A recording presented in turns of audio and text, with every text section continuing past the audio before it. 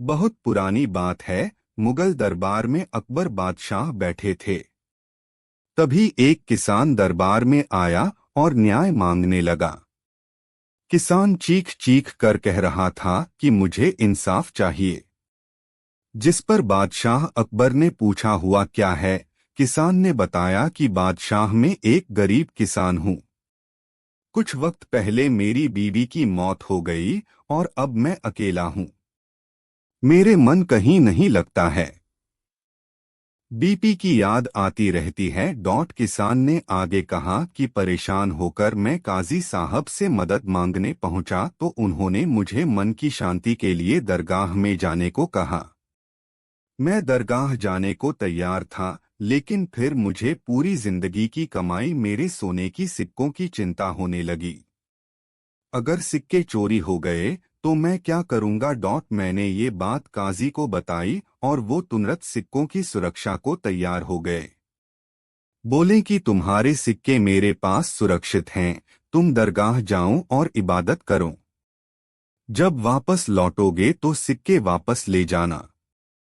मैंने काजी साहब की बात मानी और उनकी बताई थैली में सिक्के की थैली डाल दी। काजी के कहने पर मैंने थैली पर मुहर भी लगा दी, लेकिन किसान के रुकने पर बादशाह ने पूरी बात बताने को कहा।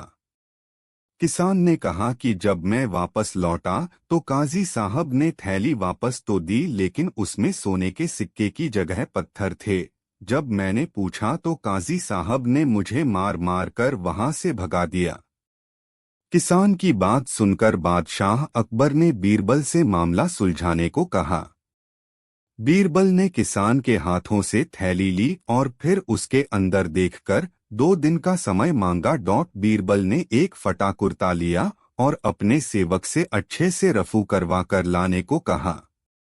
सेवक जब कुर्ता रफू करा कर लाया तो वो ऐसा लग रहा था मानो कि कुर्ता कभी फटा ही ना हो। बीरबल ने रफू करने वाले दर्जी को बुलाया और उससे कुछ बात कर उसे भेज दिया। अगले दिन बीरबल दरबार पहुंचा। दरबार में पीड़ित किसान हाजी साहब को भी बुलाया गया था। बीरबल ने उस दर्जी को भी बुला लिया, लेकिन दर्जी का नाम सुनते ही हाजी साहब के पसीने छूटने लगे।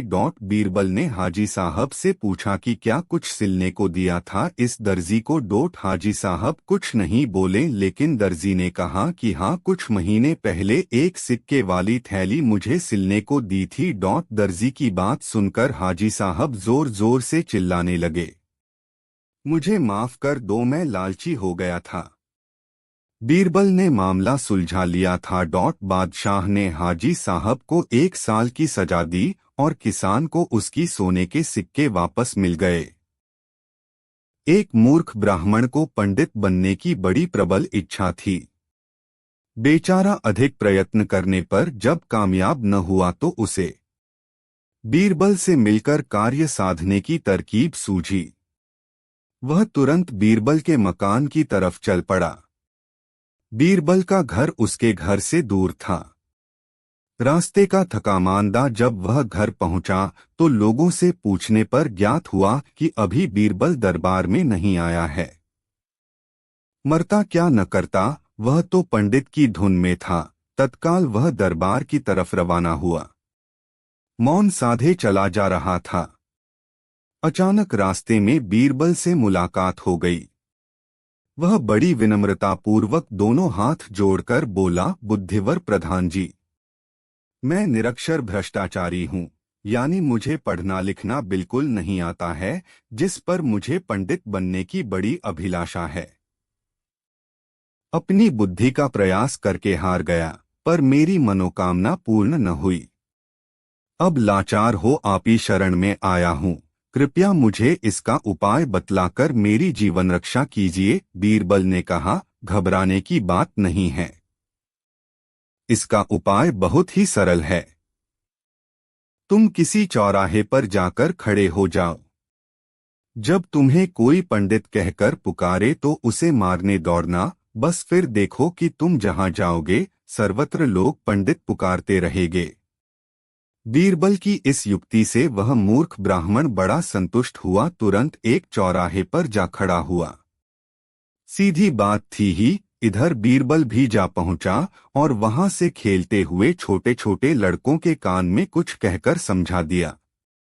फिर क्या था, चारों ओर से पंडित पंडित की आवाज आने लगी और वह उन्हें मारने को दौड़ने लगा, यहाँ तक कि उस चौराहे पर लोगों की भीड़ लग गई।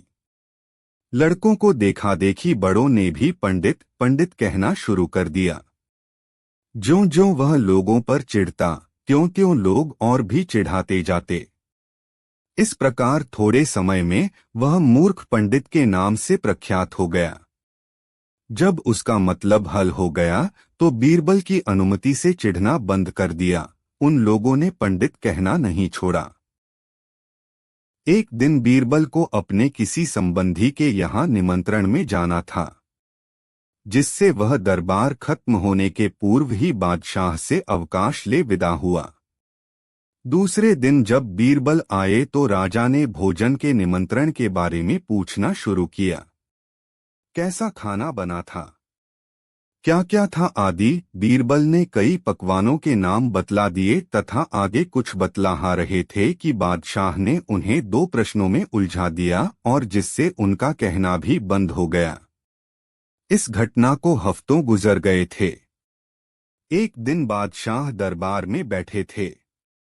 अन्य दरबारियों के साथ बीरबल भी वहां थे।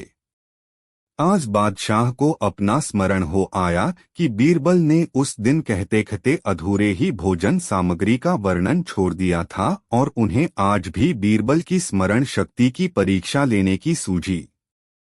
वे बोले, बीरबल समझे। बीरबल समझ गए कि उस दिन भोजन की सामग्री का नाम बतलाते बतलाते मैं किसी अन्य कार्य में लग गया था और वह बात अधूरी रह गई थी। बादशाह उसी को पूरा करने की गरज से पूछ रहे हैं।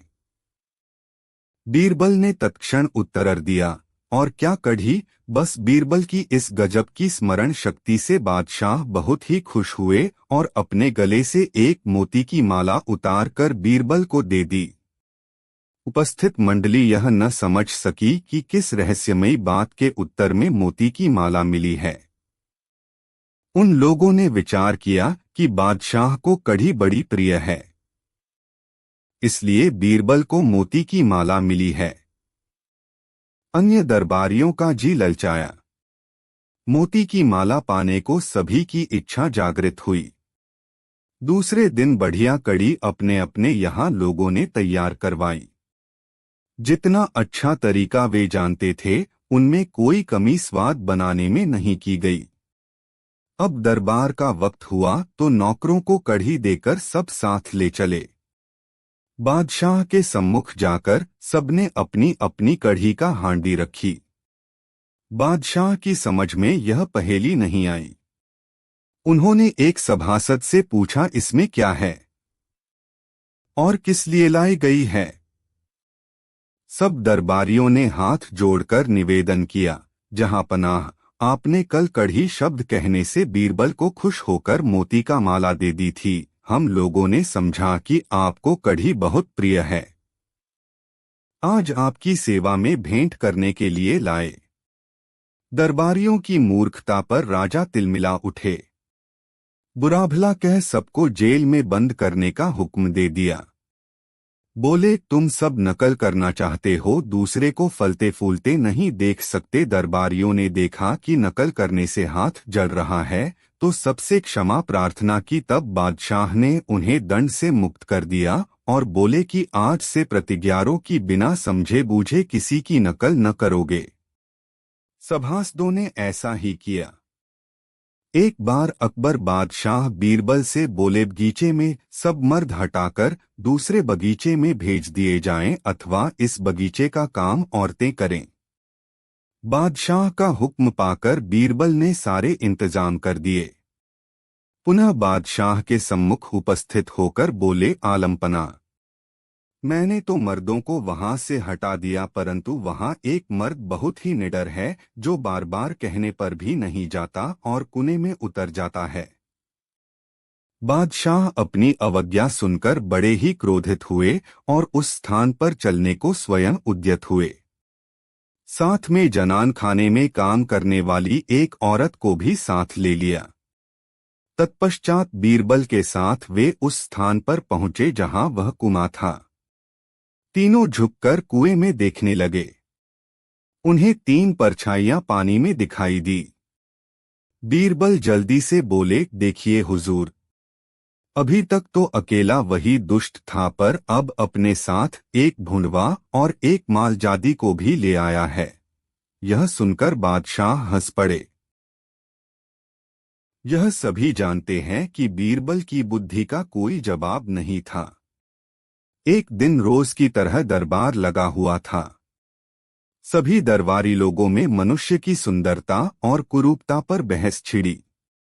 बीरबल तो सांवला था ही, बहुतेरे लोग बीरबल का स्मरण कर उसकी कुरूपता पर हंस पड़े। उस समय बीरबल दरबार में उपस्थित नहीं था। जब कुछ समय बाद बीरबल लौटकर आया तो दरबारी लोग उसे देखकर जोर जोर से हंसने लगे। बीरबल चाहता था कि उनके इस आकस्मिक हंसी का कारण पूछे, परंतु कुछ सोच विचार कर चुप रह गया। इधर उधर की बातें होने लगीं। कुछ देर बाद बीरबल को अवसर मिला तो बादशाह से बोला, हुजूर, आज आप लोग बड़े हंसमुख क्यों दिख रहे हैं? बादशाह ने हंसते हुए उत्तर दिया, लोगों के हंसने का कारण तुम्हारी कुरूपता है। वे कहते हैं हम लोग गोरे और बीरबल काला कैसे हुआ? बीरबल बोला, अफसोस कि अभी तक आपको इसका कारण ही नहीं ज्ञात हुआ। बादशाह ने कहा, भला भाई, बिना बतला यह लोगों को कैसे मालूम हो? आप यदि जानकारी रखते हो तो बतला कर सबका भ्रम निवारण करें। बीरबल ने उत्तर दिया, नाथ, जिस समय ईश्वर ने सृष्टि की रचना प्रारंभ की, सर्वप्रथम वृक्ष और बैलों की रचना की, पर इतना ही करके वह संतुष्ट नहीं हुआ। तब पशु और पक्षियों की बारी आई। इतना करके कुछ समय तक काम चलता रहा। फिर उससे भी उत्तम जीवों की रचना करने का विचार कर मनुष्यों की रचना की। तब वह अति आनंदित होकर पहले उसे रूप, दूसरे धन, तीसरे बुद्धि और चौथे बल प्रदान किया। चारों चीजों को साथ रखकर सब मनुष्यों से कहा कि इन चारों में जिसे जो पसंद हो अपनी इच्छानुसार ले लेवे। इस कार्य के लिए कुछ समय भी निर्धारित कर दिया था। मैं बुद्धि लेने में रह गया। जब दूसरों चीज लेने गया तो समय बीत चुका था, इसलिए कोरा लौटना पड़ा। मैं बुद्धि लेकर रह गया। आप लोग भी धन, रूप, बल के लालच में पड़कर बुद्धि लेना भूल गए। इसी कारण मैं कुरूप हुआ। बीरबल के उत्तर से बादशाह और दरबारियों का मन टूट गया और फिर उन्होंने कभी भी बीरबल के रंग को लेकर उसकी हंसी नहीं उड़ाई। एक बार दिल्ली नगर के सब बनियों को बादशाह ने शहर की चौकीदारी का काम जिम्मे किया। बादशाह का हुक्म न मानने में भलाई न थी। जब किसी तरह छुटकारा पाने की आशा न रही तो सब बनियों ने बीरबल के पास जाकर प्रार्थना की। बीरबल ने उनको सब दिलाया और कहा कि तुम फिक्र मत करो। आज रात में जब पहरे पर जाओ तो अपनी पगड़ी और पाजामे को सर में लपेट यह नारा लगाते हुए जाओ कि अब तो आ पड़ी है। बादशाह भी उसी दिन बनियों की परीक्षा को निकले। रात को यह तमाशा देख बड़े आश्चर्य में पड़े और सोचकर उन सब बनियों के सरदार से पूछा कि यह क्या तमाशा रचा है। उस मुखिया ने हाथ जोड़कर कहा, आलीज़ा, हम सब इस चौकीदारी के भेद को क्या जाने। नमक तेल बेचते बेचते जिंदगी बीत गई है कि मालिक, यदि हम लोग सब चौकीदारी ही करना जानते तो बनिया ही क्यों कहे जाते। बनियों की चतुराई को देखकर बादशाह बहुत प्रसन्न हुए। उन्होंने अपना हुक्म वापस ले लिया। कुछ देर तक विचार करने के बाद बादशाह ने सोचा कि यह बनियों के दिमाग की बात नहीं है। यह सोचते ही बादशाह ने बनियों के मुखिया को पास बुलाया। मुखिया दोनों हाथ जोड़कर बादशाह के सामने खड़ा हुआ। बादशाह ने पूछा कि सच सच बतलाना, तुम्हें ऐसा करने की सलाह किसने दी थी? बनियों ने सच सच बातें कह दी। बादशाह बीरबल की चतुराई से बड़े प्रसन्न हुए। अकबर के दरबार में ऐसे कई लोग थे जो बीरबल से जलते थे। इस बार उन 2-3 लोगों ने मिलकर बादशाह से कहा, जिस काम को वह करता है उसे हम भी कर सकते हैं। बादशाह मुस्कुराया, बोला, ठीक है, तुम लोग कर सकते हो। मैं तुम लोगों का इम्तिहान लूंगा। लीजिए शौक से, हम मूर्ख नहीं हैं। बादशाह मुस्कुराता ही रहा। बीरबल छुट्टी पर था। उन लोगों की परीक्षा लेने के उद्देश्य से बादशाह ने 2 हाथ की रजाई मंगवाई और उन लोगों से कहा, हम लेट जाएंगे और तुम इस रजाई से हमें ढकोगे। बादशाह लेट गया। उन दरबारियों ने बहुत कोशिश की मगर बादशाह को उस रजाई से नहीं ढक सके। वे हार मार गए। बादशाह ने बीरबल को बुलवाया। बीरबल ने आते ही उन्हें ढकना शुरू किया। पैर बाहर निकले रह गए तो बीरबल बोला, जहां पनाह पैर को थोड़ा सा मोड़ लीजिए, तेते पाफ पसारिए जेती लंबी सोर। बादशाह ने पैर सिकोड़ लिए। वह छोटी सी रजाई फिर तो बादशाह के सारे शरीर पर ढक गई। दरबारी देखते ही रह गए। बादशाह ने कहा, अब तो तुम लोगों ने देख लिया कि बीरबल को क्यों उच्च स्थान प्राप्त है। वे कुछ नहीं बोले। ईर्ष्या से भरे वे लोग लज्जित खड़े थे। अकबर ने सभासदों से पूछा, 12 में से 4 घटा दिए जाएं तो क्या बचेग? सभी ने 8 बताए थे। जब बीरबल से पूछा गया तो वह बोला, मेरे विचार से खाक भी नहीं बचता। कैसे नहीं बचता? बादशाह बोले, वर्षभर में 12 महीने होते हैं। उन 12 महीनों में से 4 चौमासे के, बरसात के महीने निकाल दें तो खाक भी नहीं बचता। बादशाह उसके उत्तर को सुनकर बहुत खुश हुआ। परंतु एक दरबारी जो बीरबल से जलता था बोला, यह उत्तर जंचता नहीं। 12 में से 4 घटाने पर 8 बचते हैं। इस बात को तो छोटे छोटे बच्चे भी बता सकते हैं। मैं नई बात सुनना चाहता था। मान लिया बीरबल ने नई बात कह दी। एक मौलवी बोला, उसे सही तो साबित करे। करो बीरबल, बादशाह ने कहा। जहां पना। बीरबल बोला, अगर बरसात के महीने न होंगे यानी वर्षा ऋतु न हो तो देश में सूखा पड़ जाएगा। फसलें नहीं होगी, नदियां कुएं सूखने लगेंगे, लोग भूखे प्यासे मर जाएंगे। 2 जरूरी चीजें अन्न और जल वर्षा पर निर्भर करते हैं, जहांपना। समझे आप लोग? बादशाह ने दरबारियों से कहा। सब खामोश बैठ गए। बादशाह ने प्रश्न रखा, बताओ ऐसी क्या चीज है जो हर वक्त चलती रहती है? दरबार में उपस्थित सभी रत्नों से यह बात पूछी गई थी, उत्तर एक एक से लेना था। किसी दरबारी ने हर वक्त चलने वाला चांद और सूर्य को बताया। किसी ने कहा पृथ्वी। किसी ने ग्रह बतलाए। बीरबल से बादशाह हर प्रश्न का उत्तर सबसे बाद में पूछते थे।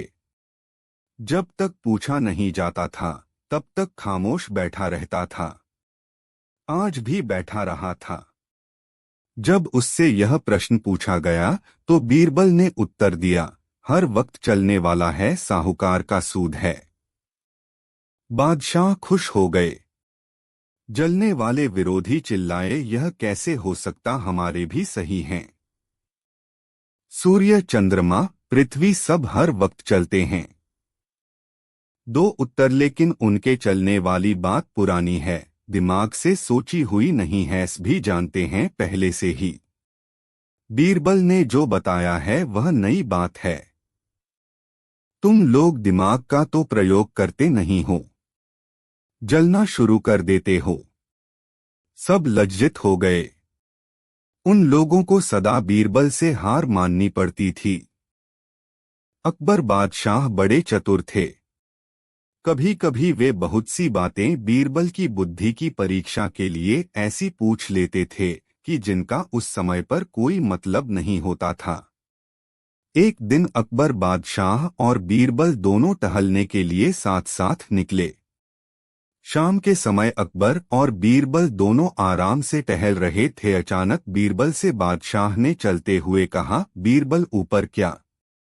अकबर बादशाह का ख्याल था कि बीरबल उत्तर देगा कि ऊपर आसमान है और क्या, लेकिन तब बीरबल ने बताया कि बादशाह सलामत ऊपर। बुरा तो बादशाह को उसकी बुद्धिमत्ता का लोहा मानना ही पड़ा।